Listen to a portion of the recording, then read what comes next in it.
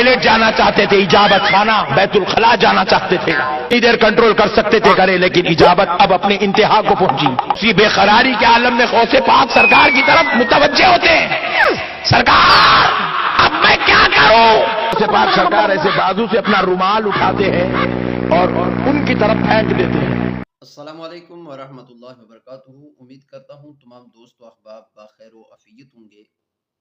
ناظرین، سلطان الاولیاء ملجأ الامہ حضور سیدنا عبد القادر جیلانی رحمۃ اللہ علیہ کی عظمت و رفت، شان و شوکت، جاہ و جلال، اعلیٰ منصبی اظہر من الشمس ہے۔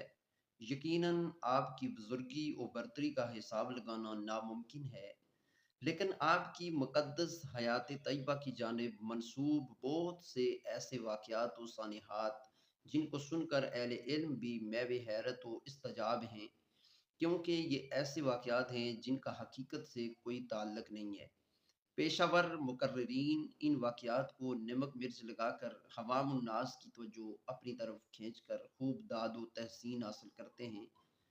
ناظرین، اس ویڈیو کو دیکھیں اور اندازہ کریں کہ کس طرح یہ مولانا صاحب اپنے سامعین و ناظرین کو جھوٹے قصے کہانیاں سنا کر گمراہ کر رہے ہیں، اور ویڈیو سننے کے بعد کمنٹ سیکشن میں اپنی رائے کا اظہار ضرور فرمائیں۔ ویڈیو سماعت فرمائیں۔ وہ 70,000 کے بیچ میں بیٹھا ہوا ہے اور انہیں انتہائی حاجت محسوس ہو رہی ہے، شدت سے حاجت ضرورت محسوس ہو رہی ہے۔ وہ ٹوائلٹ جانا چاہتے تھے اجابت خانہ بیت الخلا جانا چاہتے تھے،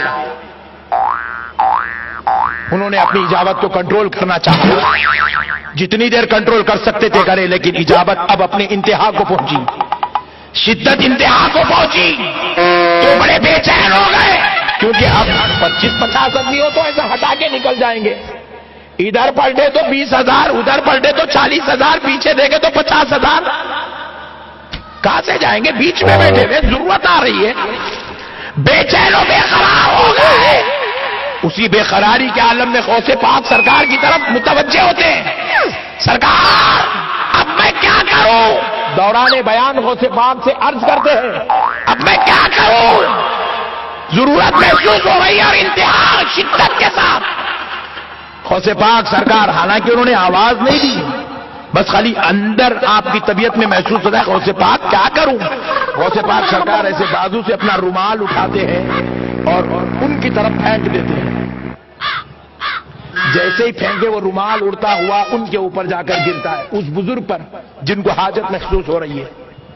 وہ فرماتے ہیں خدا کی قسم رومال قریب آیا جب مجھ پر گرنے لگا تو میں اس رومال کے گرنے کے وجہ سے آنکھ یوں بند کیا، جیسے ہی بند کیا پھر میں نے جب آنکھ کھولی تو میں کیا محسوس کرتا ہوں؟ میں جنگل میں بیٹھا ہوا ہوں، ادھر پلٹ کر دیکھتا ہوں انسان تو انسان، چرند پرند بھی نظر نہیں آتا، تو مجھے شدت سے ضرورت آ رہی تھی، میں نے ایک کونا دیکھا اور وہاں ضرورت کر لی، ضرورت سے فارغ ہوا، پھر ایک جگہ گیا، پانی ملا، وہاں سے وضو بھی کر لیا، وضو کر کے پھر میں نے سوچا کہ میں کہاں ہوں؟ غوث پاک کی مجلس میں تھا، یہاں کہاں گا؟ ابھی خیال کر ہی رہا ہوں، چہرے پہ سے رومال ہٹایا تو پھر غوث پاک کی مجلس میں بیٹھا ہوا۔